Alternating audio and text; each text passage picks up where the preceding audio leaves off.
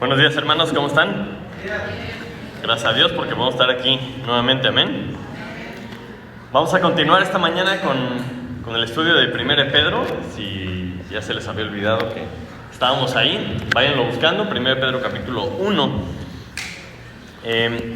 Esta semana estuve platicando con mi esposa y estábamos hablando un poco el tema de la perspectiva, ¿no? Como a veces cuando nos pasa algo, grande, chico, más o menos, nos puede hacer que nos desenfoquemos o que perdamos la perspectiva. Y un ejemplo que ilustra bien esto, que vamos a ver esta mañana, es el tema del embarazo, ¿no? Por ejemplo, cuando una mujer está embarazada, es algo que pues genera muchos cambios, ¿no? En las mujeres.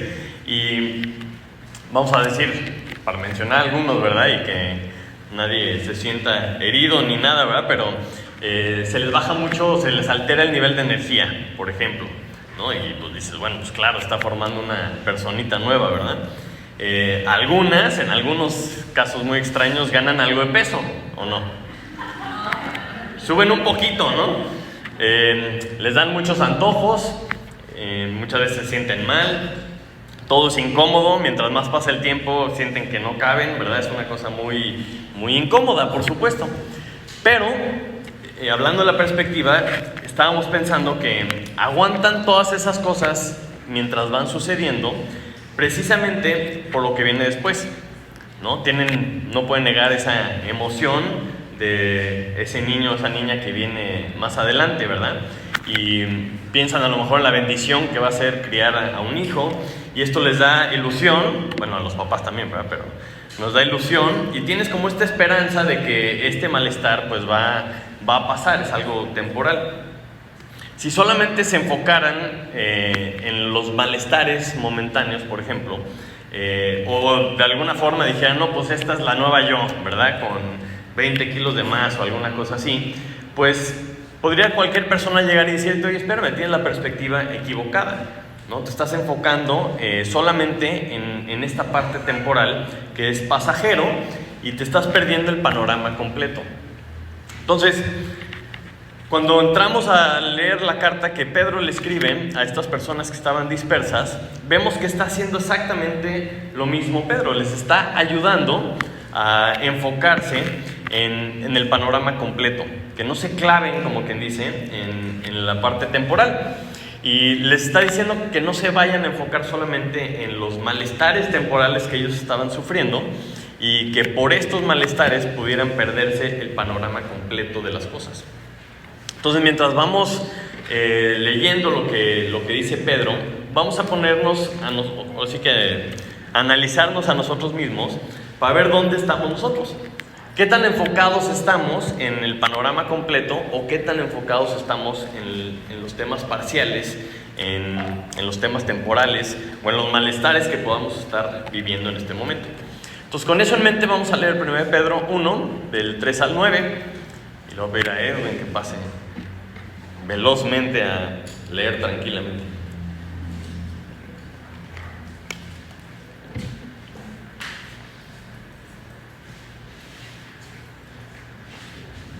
Si me vuelven a leer 1 Pedro 1, del 3 al 9.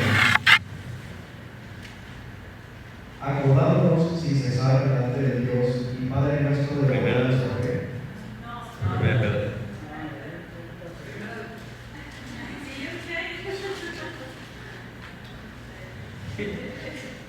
Bendito Dios y Padre de nuestro Señor Jesucristo, que según su gran misericordia nos hizo renacer para una esperanza viva por la resurrección de Jesucristo de los muertos, para una herencia incorruptible, incontaminada e inmarcesible, reservada en los cielos para vosotros, que sois guardados por el poder de Dios mediante la fe, para alcanzar la salvación que está preparada para ser manifestada en el tiempo posterior, en lo cual vosotros os alegráis, aunque ahora, por un poco de tiempo, si es necesario, tengáis que ser afligidos en diversas pruebas, para que sometida a la prueba vuestra fe, mucho más preciosa que oro, el cual aunque para el perecedero se prueba con fuego, sea hallada en alabanza, gloria y honra cuando sea manifestado Jesucristo,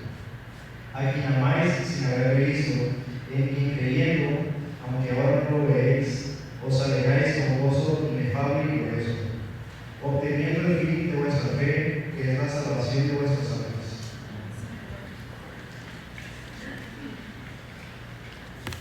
Amén. Acompáñenme a orar. Padre Santo, te damos gracias esta mañana porque podemos estar reunidos en tu nombre, Señor, como familia, en este lugar tan agradable, Señor. Te damos gracias porque tenemos la oportunidad de abrir tu palabra, Señor, de ir delante de ti, esperando, Señor, que tú nos guíes, esperando que nos instruyas, Señor, y esta mañana te pido que nos hables al corazón, Señor, que podamos tener la perspectiva correcta de las cosas, Señor, y te pido que nos muestres, Señor, lo que creemos y que podamos vivir para ti, Señor. Te lo pido en el nombre de Jesús. Amén. Muy bien. Un poquito de contexto por si te habías perdido lo anterior y dónde estábamos. Cuando leemos el Nuevo Testamento es muy diferente a cuando leemos el Antiguo Testamento, ¿no? Generalmente en el Antiguo, ¿verdad? No siempre, pero analizamos las historias, vemos las vidas de las personas, vemos lo que nos narra de lo que otras personas hicieron o de alguna historia. Y de la historia sacamos estas lecciones porque analizamos qué hicieron, ¿no? Qué hicieron, por qué lo hicieron, qué demostraron con sus acciones o qué cosas nos enseña Dios por medio de estas personas.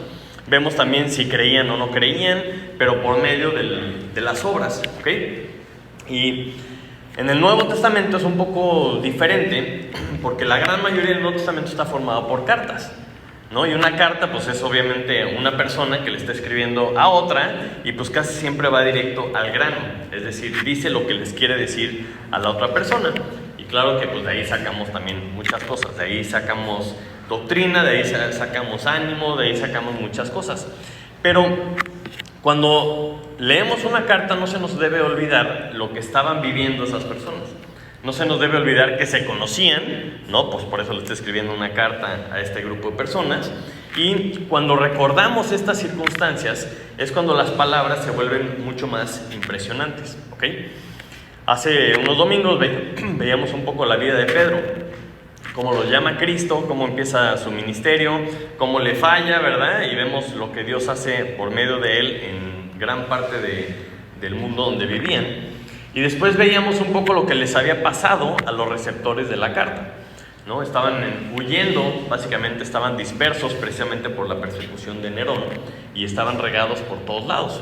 Y estas personas seguramente eran personas con dudas, ¿no? Tal vez estaban sufriendo pues pérdidas, a lo mejor algún familiar había sido asesinado, ¿verdad? Por el emperador, o a lo mejor algunos amigos. Sin duda tenían muchas pérdidas materiales porque tuvieron que dejar todas sus cosas y huir a otros lados. Entonces en realidad estaban viviendo una situación bastante complicada. Y ahí es donde entra Pedro en su función, ¿verdad? Como discipulador, y motivado, movido, inspirado por el Espíritu Santo, les escribe esta carta para animarlos, ¿no? Para que les recordara quiénes eran ellos en Cristo y para poder sobrellevar cualquier situación que se les pudiera presentar. Entonces, vamos a ver esta mañana y vamos a analizar cada una de las partes que dice, porque si lo leemos así tal cual como lo leyó ahorita Edwin, vemos que no está explicando muchas cosas. O sea, Pedro no está dando una cátedra de doctrina, simplemente está diciendo hechos, está soltando factos, como dicen por ahí, ¿verdad? O sea, y está diciendo cosas que la gente, los que están leyendo, ya sabían. Son cosas que ellos ya conocían y que muchos de ellos ya creían. Entonces, a ellos les sirve más bien como un recordatorio, porque en la relación que ellos habían tenido anteriormente y en este contexto de discipulado, ¿verdad?, que tuvo Pedro con cada uno de ellos, él sabía que ellos sabían estas cosas, él sabía que creían estas cosas. Entonces nosotros debemos de considerar si también las conocemos o no, si también las creemos o no, y si entendemos las implicaciones de cada una de estas palabras en nuestras propias vidas, porque Pedro a ellos se lo está diciendo como hechos, ¿verdad? Entonces, un consejo, ¿verdad?, que siempre aplica: cuando hay alguna crisis fuerte en nuestras vidas, es fundamental regresar a lo más básico. Y eso es lo que hace Pedro. En esta primera parte de la carta es lo que hace, se va a lo más básico. Entonces vamos a ver tres conjuntos de datos que menciona Pedro y se los echa así de corridito, ¿verdad? Y vamos a tratar de indagar en cada uno de ellos para ver si nosotros también lo creemos o no.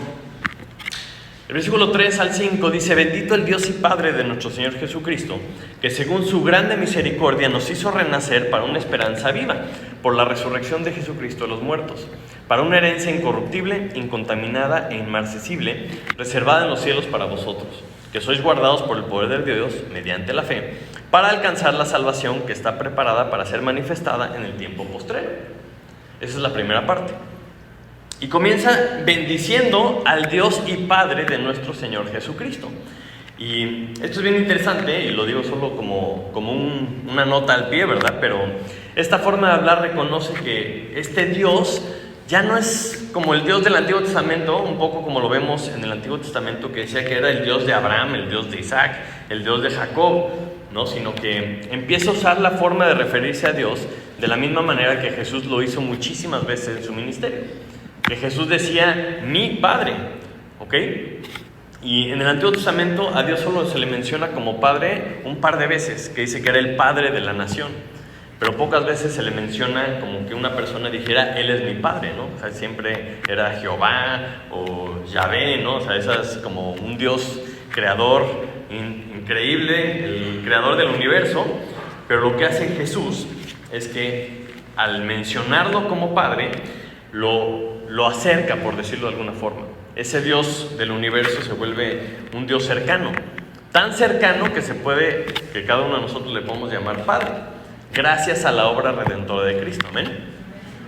Entonces Pedro empieza diciendo esto y empieza bendiciendo a este Dios y Padre, no por su grande misericordia. Dice que por su grande misericordia nos hizo renacer. Entonces, como les decía, son puros datos que está diciendo Pedro, y como ellos ya lo sabían, a lo mejor nosotros no, nos vamos a tomar un tiempo para explicar cada uno de esos, ¿ok? Y es como para cuestionarnos si Pedro le está llamando Padre, ¿nosotros también le llamamos Padre o no? ¿Tenemos ese tipo de relación con Él o no? Pero empieza bendiciéndolo y recalcando la misericordia de Dios. Porque sabemos, espero, ¿verdad? Sabemos que todo lo que recibimos es de parte de Dios. Y todo lo que recibimos de parte de Dios no lo merecemos. Entonces, acompáñenme a Efesios, capítulo 2.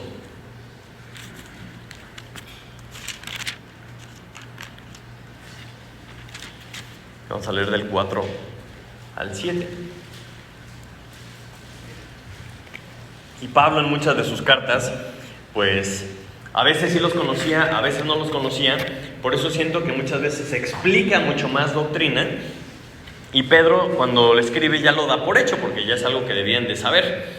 Entonces vamos a ver si nosotros también ya lo sabemos, ¿verdad? Pero Efesios 2:4 dice: pero Dios, que es rico en misericordia, por su gran amor con que nos amó, aun estando nosotros muertos en pecados, nos dio vida juntamente con Cristo. Por gracia sois salvos. Y juntamente con Él nos resucitó, y asimismo nos hizo sentar en los lugares celestiales con Cristo Jesús, para mostrar en los siglos venideros las abundantes riquezas de su gracia en su bondad para con nosotros en Cristo Jesús. Los que creemos en Jesucristo entendemos que estábamos muertos y ahora en Él tenemos vida. Amén. Tenemos vida, tenemos salvación solamente por gracia, como dice aquí entre paréntesis. Y todo esto es gracias a la misericordia de Dios. Amén. Es un buen punto de partida. Los Romanos, si me acompañan a Romanos 5,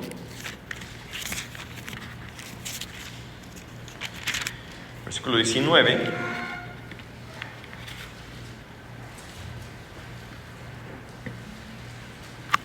Romanos 5, 19, llamen cuando lo tengan.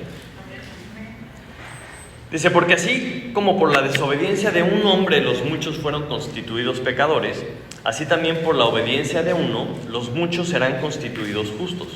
Pero la ley se introdujo para que el pecado abundase, mas cuando el pecado abundó, sobreabundó la gracia, para que así como el pecado reinó para muerte, así también la gracia reine por la justicia para vida eterna mediante Jesucristo, Señor nuestro. Entonces, esto que Pedro está diciendo de una forma muy casual, la realidad espiritual de todos los hombres es que sin Cristo están perdidos. Y esa es la realidad, y por la gracia y misericordia de Dios es que podemos salir de esa condición. Solamente Él y su justicia, por medio de Él podemos escapar, vamos a decir, de la ira de Dios, de la ira de ese juicio que nuestros pecados merecían. Amén. ¿Y por qué menciono esto así? Vamos a pensar en la situación de los destinatarios de la carta, ¿verdad? Y quiero que piensen que cada una de las cosas que vamos a hablar durante la carta de Pablo, por más mal que pudieran estar las cosas, por más perseguidos, acorralados, que ya no tenían sus cosas, ni nada de lo que hemos estado viendo, maltratados físicamente, a lo mejor cansados, huyendo, etcétera, etcétera, gracias a Dios y a Jesucristo, no estaban condenados. ¿Sí me explico? O sea, por más grave que estuviera la situación, si lo pones en la perspectiva correcta, por la misericordia de Dios, no estaban condenados. Entonces, siempre cualquier situación en la que nos encontremos es un buen punto de partida. Cualquier forma en la que analicemos nuestra vida, decimos, bueno, la perspectiva correcta es la eterna, ¿verdad? Entonces, por lo menos, gracias a Cristo no estamos condenados. Siempre podemos estar peor, dicen por ahí, ¿verdad? Pero sigue Pedro diciendo que por esa grande misericordia nos hizo renacer. Y otra vez, suelta un hecho así como que muy casual, pero pues nosotros debemos de saber a qué se refiere, ¿verdad? Acompáñenme a Juan 1:11.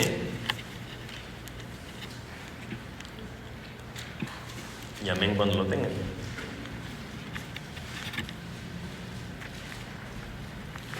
Juan 1:11. Muy famoso, pero a ver si lo sabemos.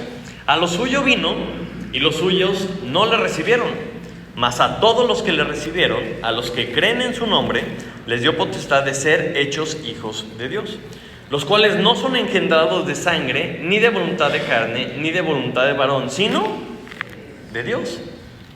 Entonces, hablamos de un nacimiento espiritual precisamente porque hemos nacido no de sangre ni de voluntad de carne, sino de Dios. Es un nacimiento espiritual. Y 1 Juan, capítulo 5, versículo 1, también nos habla de este renacer. 1 Juan 5:1, se lo leo rápidamente, dice: todo aquel que cree que Jesús es el Cristo es nacido de Dios. Y todo aquel que ama al que engendró, ama también al que ha sido engendrado por él. Entonces, de las cosas que leemos más a detalle en otros pasajes, aquí Pedro la suelta como un dato, ¿no?, irrefutable. Y quiere decir que renacemos, tenemos un nuevo nacimiento cuando crees que Jesús es el Cristo. Cuando Él es tu Salvador, dice que has nacido de nuevo, has sido engendrado por Él. Y este es un nuevo nacer, por eso es un renacer, ¿verdad? Y de la misma forma que identificas a tu familia física, ahora debes también identificar y amar a tu familia espiritual. Porque ¿cómo no vas a amar a alguien que ha sido engendrado porque el que te engendró a ti, ¿verdad? Por eso nos decimos hermanos. A lo mejor lo decimos porque no sabemos nuestro nombre, ¿verdad? Pero hay que entender por qué verdaderamente nos decimos hermanos. Somos hermanos porque somos hijos de Dios, ¿sí o no? Somos hermanos porque hemos nacido, como dice aquí, nacido de Dios. Entonces somos una nueva familia, una familia espiritual. Y dices, ¡ay, qué bonito! Amén. El versículo 4 de nuestro pasaje esta mañana nos explica un poquito para qué. Bueno, desde el 3 dice que según su grande misericordia nos hizo renacer. Y luego la siguiente palabra es palabra clave en la Biblia. Siempre cuando la vean, subráyenla, porque te está explicando para qué. Dice, nos hizo renacer para. Dices, oye, a ver, ¿para qué nos hizo renacer? Esto suena interesante. Y empieza la lista diciendo, para una esperanza viva, por la resurrección de Jesucristo de los muertos.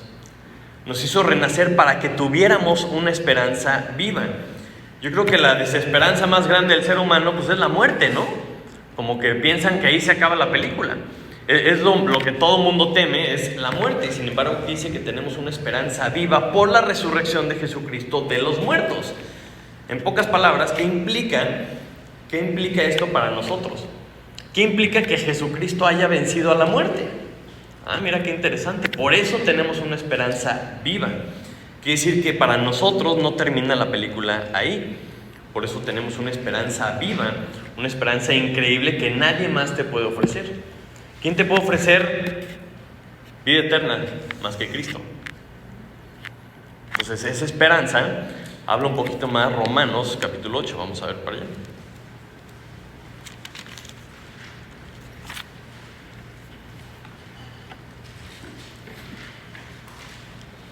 Romanos 8, 24.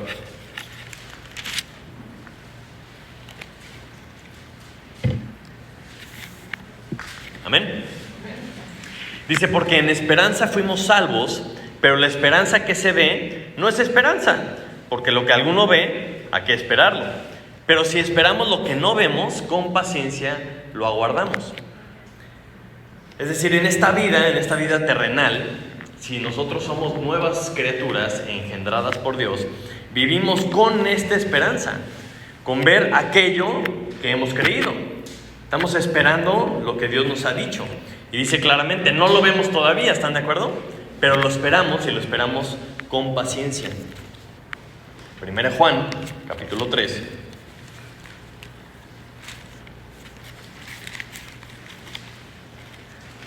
Versículo 1.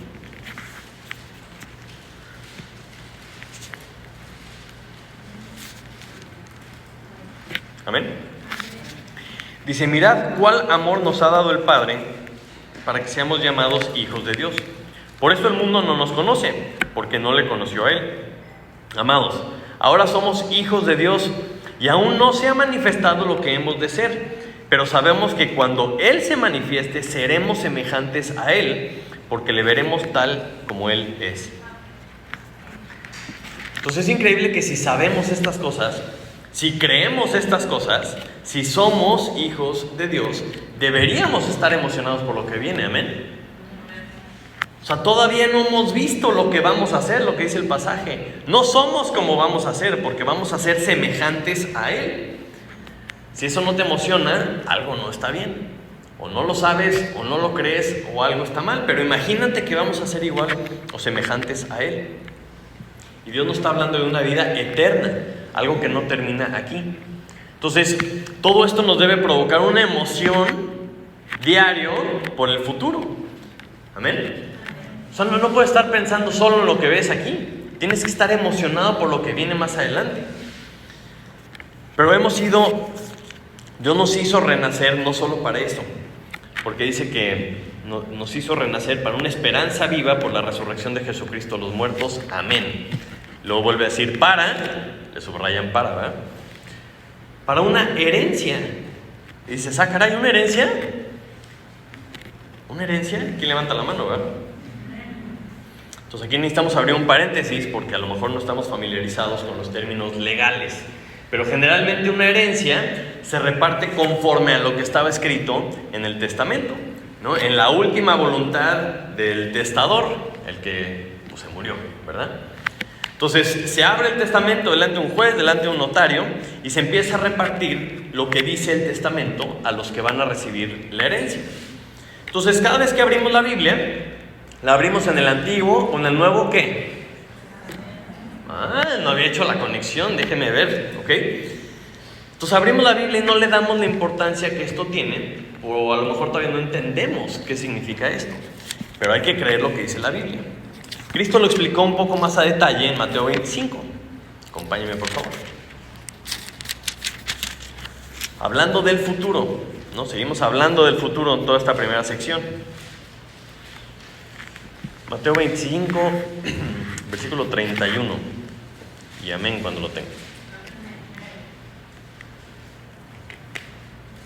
Dice, cuando el Hijo del Hombre venga en su gloria, futuro, y todos los santos ángeles con él, entonces se sentará en su trono de gloria, y serán reunidas delante de él todas las naciones, y apartará los unos de los otros, como aparta el pastor las ovejas de los cabritos.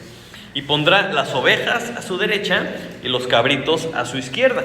Entonces el rey dirá a los de su derecha: venid, benditos de mi Padre, heredad el reino preparado para vosotros desde la fundación del mundo. Ahí está, ¿no? Está diciendo que unas ovejitas, ¿verdad?, que son benditas de su Padre, todos aquellos nacidos del Padre, y dice que les va a heredar el reino, un reino preparado para ellos desde antes de la fundación del mundo. Entonces dices, ay, qué bonita herencia, ¿no? Qué padre herencia. Pero a ver, ¿cómo sé si a mí me corresponde la herencia o no? Vamos a ver qué dice Hebreos 9, que nos explica cómo funciona esto del testador y del testamento, ¿verdad? Hebreos 9, versículo 15, y amén cuando lo tengan.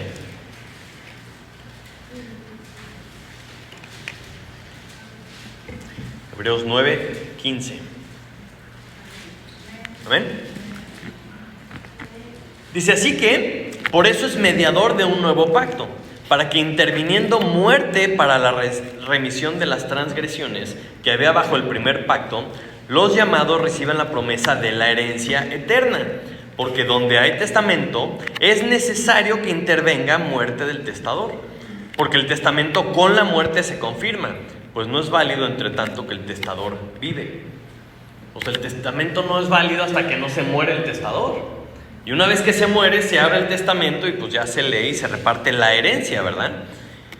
Entonces nos explican este pasaje que con la muerte de Cristo se abre el testamento.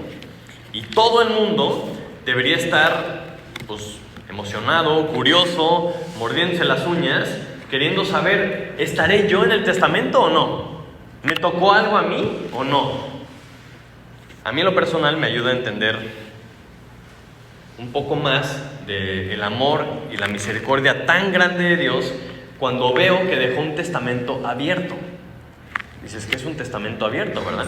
Generalmente los testamentos son cerrados porque los bienes del testador pues, son limitados. Yo no puedo decir, yo heredo mis cosas al resto de la humanidad, pues van a decir, les va a tocar a 0.00 centavos a cada quien, ¿verdad? Pero Dios es el único que puede dejar un testamento abierto porque es el único que tiene recursos ilimitados. Nada más imagínense a cuántos miles de millones les va a tocar una herencia, la herencia que la Biblia nos dice. Es increíble, ¿no?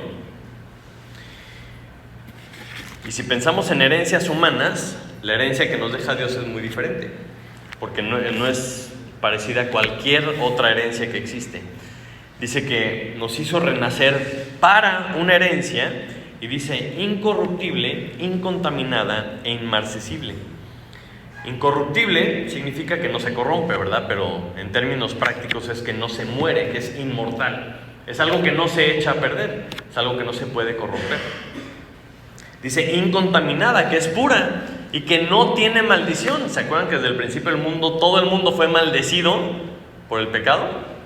Dices, la herencia de Dios es incontaminada, que no tiene maldición. Y además inmarcesible, significa que no se marchita, no se desvanece y nunca se acaba. Qué espectacular herencia, ¿no? Y todo el mundo, amén, pues ¿en dónde paso, no? ¿Dónde paso a cobrar esta herencia? El versículo 4 continúa diciendo, reservada en los cielos para vosotros. Pequeño detalle, ¿verdad?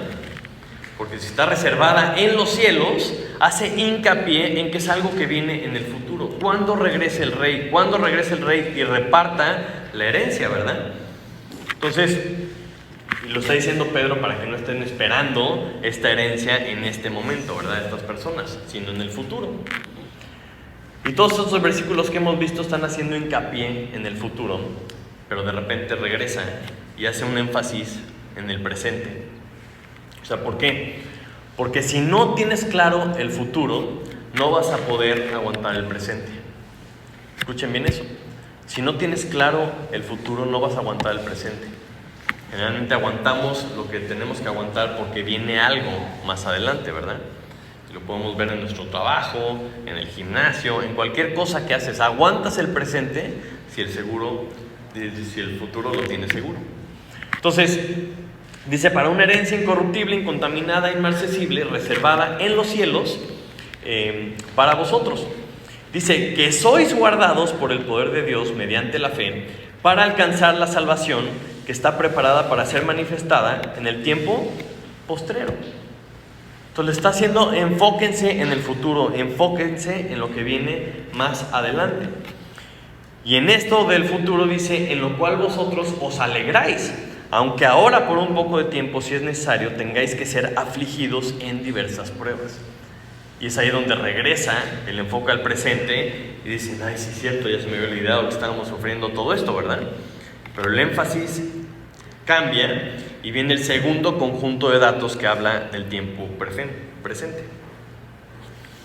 Si tú tienes claro, y sobre todo si tienes seguro el futuro, cualquier cosa que te suceda en el presente va a ser más llevadera, porque sabes que es temporal. ¿No? Si tú estás, ¿qué día soy? 9, dices, híjole, ya se me está acabando el dinero, ¿verdad? Pero estás como motivado, te anima que pues ya viene la quincena, ¿no? Y sabes que no va a durar esta necesidad para siempre. Faltan 4 días, faltan 5 días y dices, ahí viene, ahí viene. Entonces algo que es temporal. En el caso de la herencia de Dios, sabes que lo que viene es algo muchísimo mejor.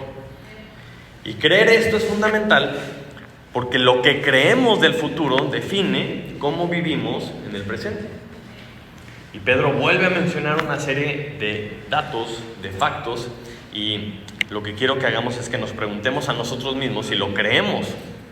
Porque si creemos lo mismo que está diciendo Pedro, entonces se debería notar. Y lo primero es que sois guardados por el poder de Dios mediante la fe.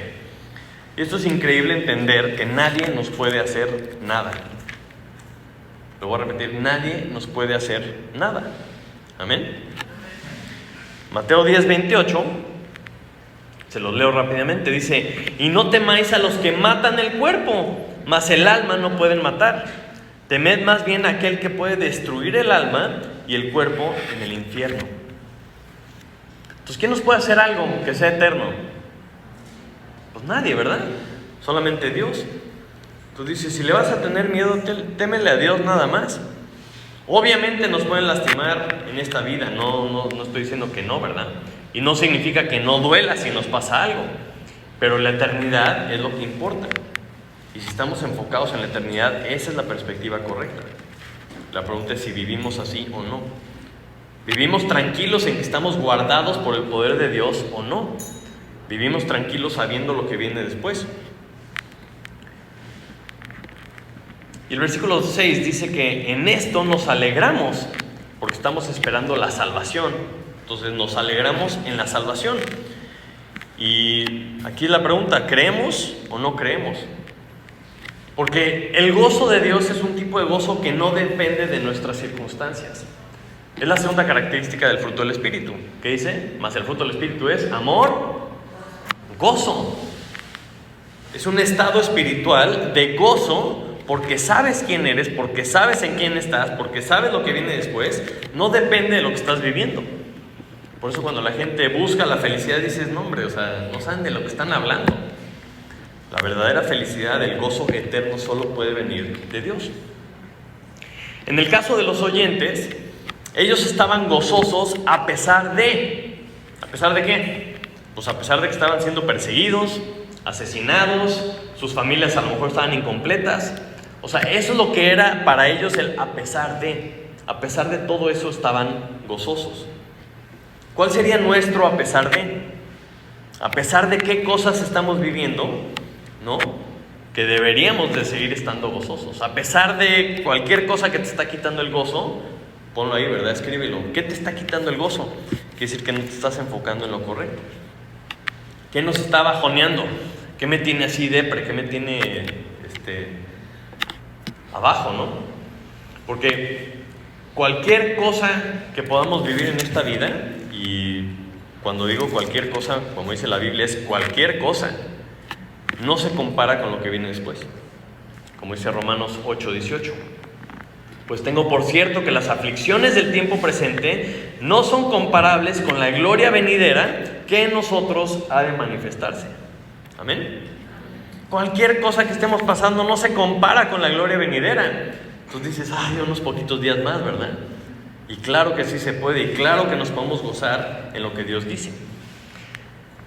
Entonces muchas veces creemos en la salvación, creemos en la eternidad, creemos en todas las cosas maravillosas que Dios dice, pero nos preguntamos, ok, pero mientras, ¿cómo le hago? ¿Cómo vivo mientras? ¿Cómo le hago para vivir mientras esperamos la eternidad, verdad? Ya estudiamos Romanos, si no se acuerdan, luego lo pueden leer, pero todo el capítulo 12 de Romanos nos explica un poco cómo debemos vivir mientras. Pero podemos recalcar el versículo 12, Romanos 12, 11 y 12, que dice, en lo que requiere diligencia, no perezosos, fervientes en espíritu, sirviendo al Señor, gozosos en la esperanza, sufridos en la tribulación, constantes en la oración. O sea, mientras estamos aquí, como quien dice, hay que ser diligentes, no hay que echar la flojera, hay que ser diligentes sirviendo al Señor, fervientes de espíritu sirviendo al Señor. Y dice 3 cosas, gozosos en la esperanza, porque pues piensas, cada vez que piensas en el cielo, te debe salir una sonrisa, si no, no lo crees, ¿ok? Vas a ser transformado, te van a dar un cuerpo espectacular, vas a vivir para siempre con Dios, ¿amén? Amén. Gozosos, ¿verdad? Y luego dice, sufridos en la tribulación, porque de repente dices, ay, pero todavía estoy aquí, ¿no? Entonces ánimo, hay que aguantar. Y luego constantes en la oración, porque tienes que estar constantemente buscando a Dios, constantemente buscándolo a Él, para que te dé sabiduría, para que te dé fuerza, para que te anime a poder hacer lo que tienes que estar haciendo aquí, amén. Que es ahí donde ya se pone el tercer conjunto de datos, que estos ya no nos gustan mucho. Bueno, el versículo 6 continúa diciendo, bueno, desde el principio, en lo cual vosotros os alegráis, suena muy bonito, dice, aunque ahora por un poco de tiempo, y dices, no, ¿qué viene? Si es necesario, tengáis que ser afligidos en diversas pruebas. Dice, para que sometida a prueba vuestra fe, mucho más preciosa que el oro, el cual, aunque perecedero se prueba con fuego, sea hallada en alabanza, gloria y honra cuando sea manifestado Jesucristo, a quien amáis sin haberle visto, en quien creyendo, aunque ahora no lo veáis, os alegráis con gozo inefable y glorioso. Ok, entonces no es solamente que debamos ser probados, como dice aquí, sino que deberíamos desear la prueba. Dices, no, hombre, ¿estás loco? ¿Por qué vas a querer ser probado? Pero si ponemos atención a lo que dice, es algo que todos deberíamos considerar. Les voy a hacer algunas preguntas y no me contesten, por favor, porque estoy grabando y... ¿Viste lo que dijo fulano? No. Unas preguntas. ¿Crees que crees? No es un juego de palabras, pero ¿sí crees que crees algo o no? ¿Cómo sabes que crees lo que crees? ¿Cómo sabes que lo que crees es verdaderamente firme? O sea, si aquí dice que el oro, aunque perecedero, se prueba por fuego, vas a llegar y vas a comprar un lingote de oro. No sé cuánto cuesta, pero me imagino que muchos miles de pesos. ¿Y qué tal si te dan otra cosa? ¿No? Te pueden, a lo mejor ahí estar mezclado, ¿no? Con estaño, no sé, con alguna otra cosa. ¿Pagaste oro? No. O sea, yo quiero saber que estoy pagando oro, ¿verdad? Por eso es sometido a prueba. Y dice aquí que la fe es mucho más valiosa que el oro, porque lo que está en juego es algo mucho más importante, algo de mucho más valor. Entonces, si nadie te prueba tu fe, ¿cómo sabes si es verdadera? Entonces vamos a Hebreos, capítulo 9, versículo 27.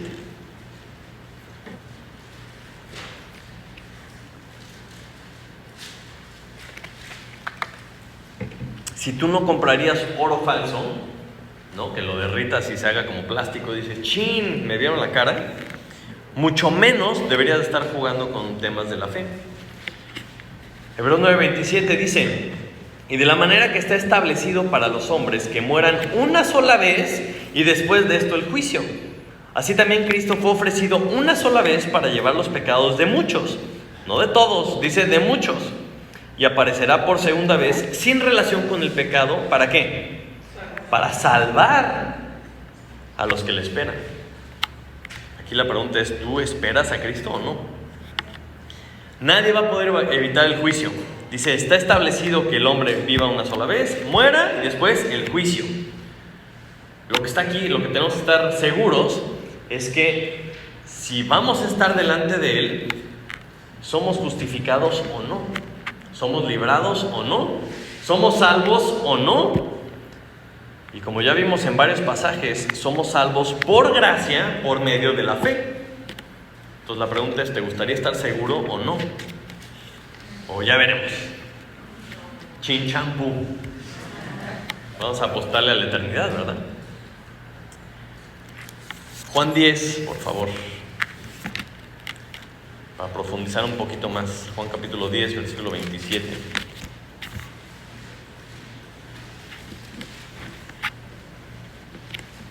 Estamos poniendo aquí, ¿verdad? En la silla de los acusadores, a ver si creemos lo mismo que Pedro está diciendo con tanta naturalidad. Juan 10, 27 dice: mis ovejas oyen mi voz y yo las conozco y me siguen. Y yo les doy vida eterna y no perecerán jamás, ni nadie las arrebatará de mi mano. Mi Padre que me las dio es mayor que todos y nadie las puede arrebatar de la mano de mi Padre. Amén, amén. El punto es si eres oveja o no. ¿Oyes su voz o no? ¿Sigues a Cristo o no? Deberíamos desear y deberíamos querer tener esta certeza de que yo soy de esos hijos, que nada me puede separar de su mano. Amén. Entonces, ¿a poco no deberíamos ser probados? Para ver si la fe es verdadera o no. Porque o soy hijo o no soy. Entonces, si no hay pruebas en nuestra vida, pues es a lo mejor porque no hay fe. Es decir, no hay nada que probar. No, todo a gusto, todo tranquilo. Qué raro. Porque el examen siempre es, ahora sí que es examen sorpresa. Y si a ti no te toca examen sorpresa, pues a lo mejor no hay nada que deba de probarse, ¿verdad? Pero si tú dices que crees, si hay fe, seguro habrá prueba. Y esta prueba nos debe dar gozo. Amén, porque estoy en prueba. ¿Y tú? ¿Por qué? Pues porque esto genera evidencia de que sí soy o no soy. De que si sí creo o no creo. Amén. Y lo espectacular es que si pasamos la prueba, significa que la fe es verdadera. Y esto produce más gozo porque quiere decir que hay salvación. Quiere decir que somos salvos. Amén. Y no es una prueba de un día y ya. ¿Cuándo prueba Dios nuestra fe? Todos los días. ¿Sigues o no? Sí. ¿Sigues o no? Sí. ¿Sigues? No, ya me cansé. ¿Qué pasó? Pues entonces no era verdadera. Pues ya me cansé. ¿Pero sí lo crees o no? Bueno, sí lo creo. Es una prueba que es constante. Y nos lleva al último punto, que es la culminación de esta sección del conjunto de datos que suelta así, Pedro, ¿no? Entonces dicen, a quien amáis, porque amamos a Cristo sin haberle visto, amén. En quien creyendo, aunque ahora no lo veáis, porque ellos no conocieron a Cristo, os alegráis con gozo inefable y glorioso. Y aquí viene la clave, dice, obteniendo el fin de vuestra fe. ¿Cuál es el fin de vuestra fe? La salvación de vuestras almas. O sea, Pedro lo que está haciendo es ayudándole a sus lectores a tener la perspectiva correcta en la vida para poder sobrellevar cualquier cosa que estuvieran pasando. Y gracias a Dios porque tenemos esto nosotros también y podemos pasar cualquier cosa que nos esté pasando. Si tú amas a Cristo sin haberle visto, pero crees en Él, crees lo que Dios dice, entonces tienes la misma conclusión. El fin de vuestra fe, que es la salvación de nuestras almas, ¿verdad? Entonces, estos tres conjuntos de datos que vimos, Pedro se los dice a sus lectores y la pregunta para nosotros es, ¿son una realidad para nosotros o no? O sea, ¿lo creemos? ¿Lo podemos leer y palomita, palomita, palomita, palomita? O como hoy, ¿verdad? Le metimos una rascadita más profunda para decir, ok, sí, ok, sí, palomita, palomita. Hace rato les mencionaba que Dios dejó un testamento abierto y que era solamente posible si el testador, ¿verdad?, tenía recursos inagotables. Y las riquezas de Dios son inagotables y eternas, amén. La pregunta que quiero que te hagas hoy esta mañana, ¿verdad? Es, ¿yo estoy en el testamento o no? O sea, ¿estoy en el testamento o no? ¿Voy a ser heredero o no? Si alguien lo abriera ahorita, ¿saldría mi nombre o no? Pero Dios en su eterno amor y su misericordia, ¿verdad?, nos dice cómo le vamos a hacer para ser parte de la familia, para volvernos herederos. Todo lo que decimos aquí, todo lo que vivimos, todo lo que hablamos, todo lo que hacemos, debería ser para que la gente se enterara de esto.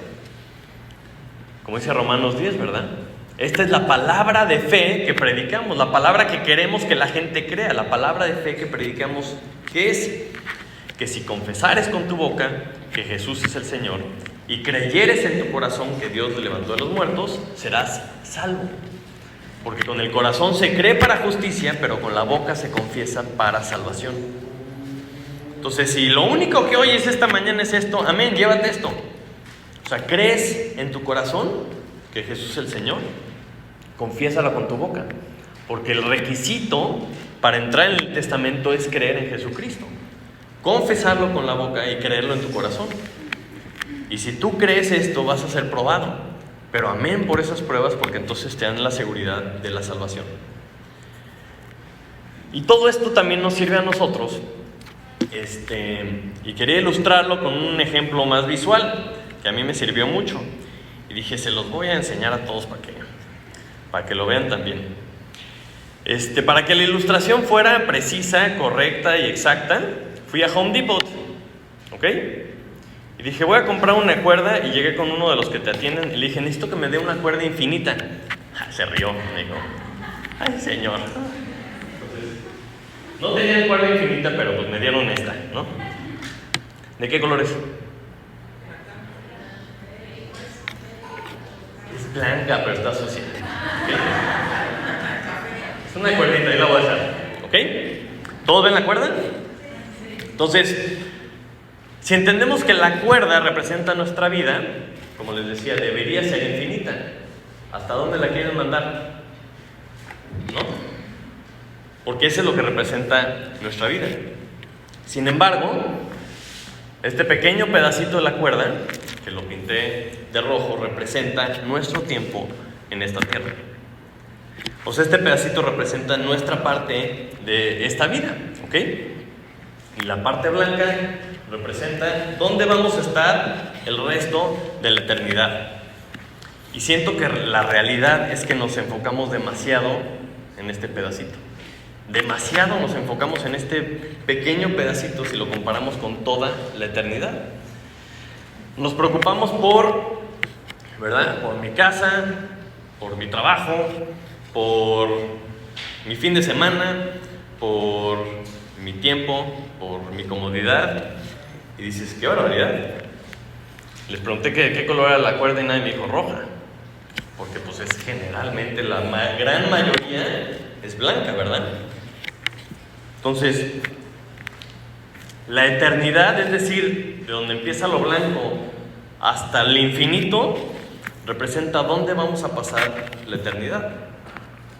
Y la única forma en la que el resto de la cuerdita podamos estar con Dios en su reino es si este pedacito de nuestra vida está cubierto con la sangre de Cristo. Es la única forma en la que tenemos la seguridad que el resto de la cuerda vamos a poder vivir con Él. Y eso nos debe dar gozo, ¿a poco no? Si entendemos esto, debemos vivir así, enfocados en la parte blanca de la cuerda, no en la parte roja de la cuerda. O sea, si vivimos así, si creemos que viene la parte blanca, entonces podemos sobrevivir lo que sea que nos pueda presentar la vida aquí, amén. Porque estamos pensando en la esperanza de lo eterno, estamos pensando en lo blanco. Imagínense el gozo de estar con nuestro Dios, de recibir la herencia del reino que dice en la Biblia que Él preparó para sus hijos desde antes de la fundación del mundo. Y nos clavamos con este pedacitito de la cuerda. Entonces, si queremos estar seguros de que vamos a estar toda esta parte con Dios, pues las pruebas van a ser bienvenidas. Porque si Dios nos prueba y nuestra fe pasa la prueba, quiere decir que somos hijos. que sí creemos lo que creemos en realidad, que sí creemos lo que Dios nos ha dicho. Amén. Entonces, si verdaderamente creemos, verdaderamente vamos a ser sus hijos y verdaderamente recibiremos la herencia. Amén. Si creemos que vamos a recibir ese reino de acá, si lo comparan nada más este pedacito que no pude comprar, la eterna, ¿no estaría más fácil enfocarnos en el reino que viene? Por eso cuando te enfocas en la parte blanca es más fácil trabajar desde ahorita en las cosas del reino, desde ahorita en eso que Dios nos va a dar, porque ya estás seguro de que eres un heredero. O sea, la cosa ya no se vuelve tanto si vas a recibir algo o no, sino que más bien lo esperas con paciencia el cuándo suceda. Ya sea que nos muramos y nos vayamos con Él, o si Él regresa y nos da el reino que tiene preparado para nosotros. Amén. Enfoquémonos en lo blanco, hermanos. Que nuestra parte de la vida esté cubierta por la sangre de Cristo y vivamos enfocados en lo eterno. Acompáñame a orar. Padre Santo, te damos muchísimas gracias por tu palabra, Señor. Te damos gracias porque nos explicas las cosas con manzanitas, Señor, y nos llevas de la mano para sacarnos, Señor, de nuestro día a día, sacarnos de las simplezas que pensamos todo el día, Señor. Te pido por favor que nos des la capacidad, la sabiduría, la habilidad, como quieras llamarle, Señor, para poder vivir esta vida enfocándonos en lo eterno, Señor. Te pido por favor que pruebes nuestra fe, Señor, que podamos ver que tú eres real, Señor, y que nuestra fe también es real, para que estemos tranquilos, para que estemos seguros y confiados, Señor, en que somos tus hijos, Señor, y que vamos a pasar la eternidad contigo. Te pido que si alguien, Señor, tiene dudas de esto, que le mueva su corazón a acercarse con alguien, Señor, a resolver las dudas que tenga y que pueda enfocarse en ti, Señor, que te pueda conocer, que puedas sentir el gozo y pues la felicidad infinita, Señor, de ser llamado tu hijo, Señor. Te damos gracias y te lo pedimos en nombre de Jesús. Amén.